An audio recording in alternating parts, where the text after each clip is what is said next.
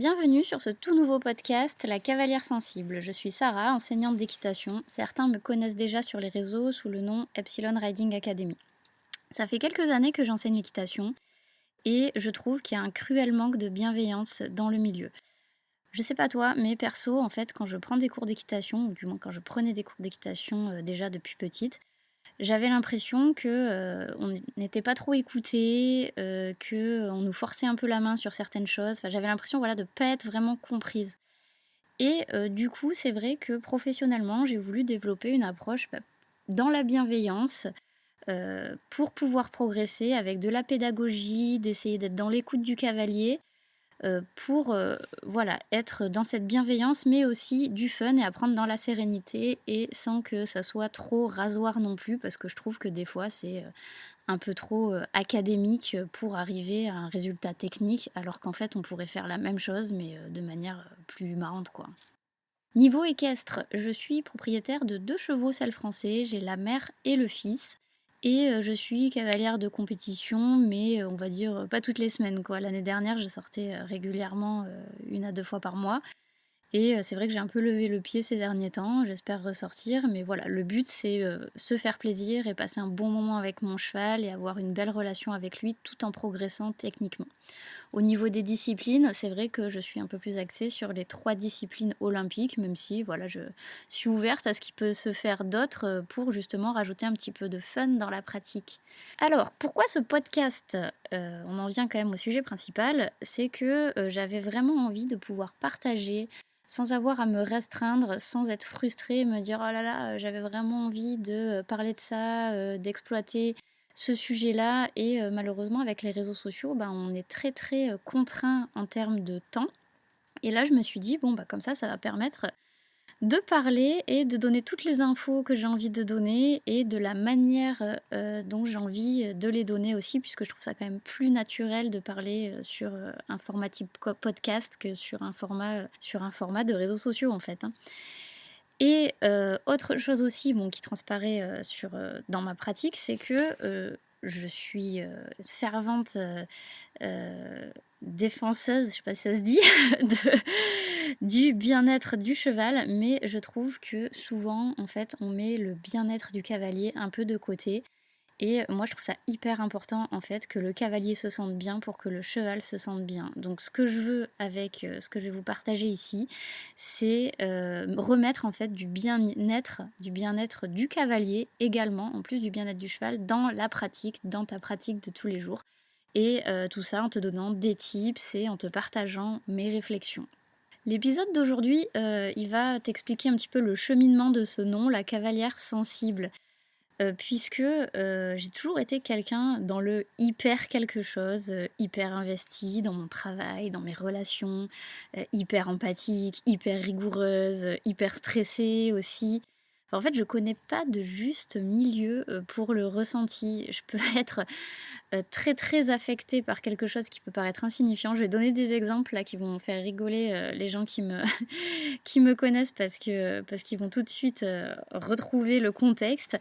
Voilà, il peut y avoir un changement de planning, style, je sais pas moi, je me suis plantée en prenant l'heure du coiffeur et j'ai raté l'heure du rendez-vous et voilà, ça va me mettre au 36e dessous, ça peut me pourrir ma journée. Comme, être, ultra, heureuse, pour, des petites choses de la vie.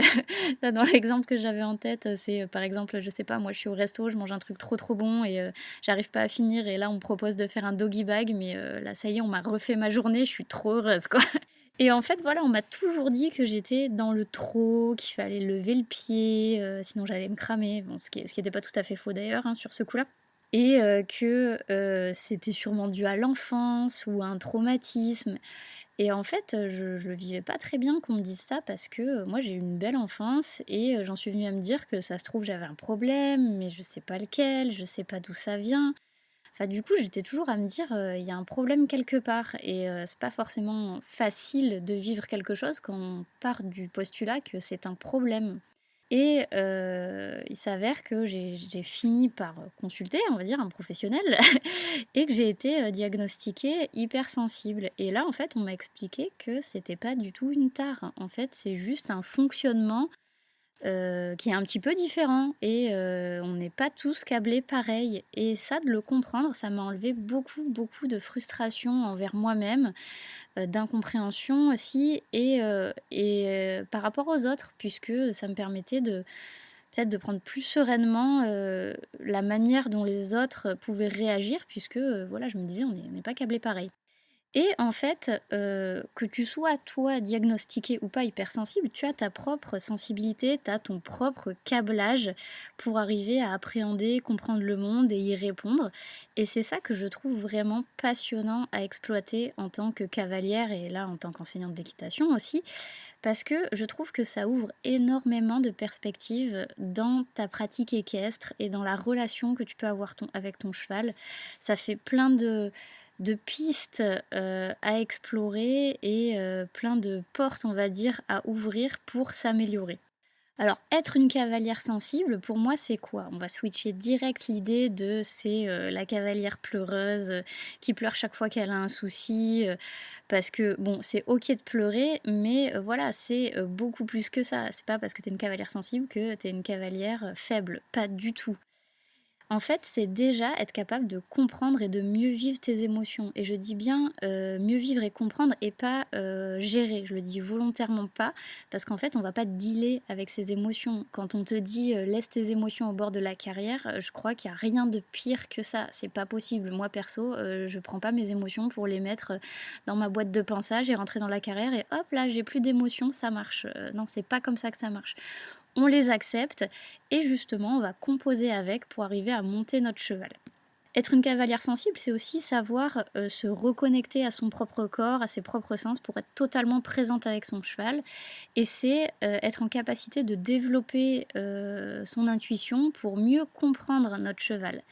Et en plus de l'aspect mental, parce que là j'ai beaucoup parlé de l'aspect psychologique, c'est aussi développer notre sensibilité corporelle pour arriver à monter dans une posture, dans un schéma qui nous convient et qui nous correspond et qui convient également à notre cheval.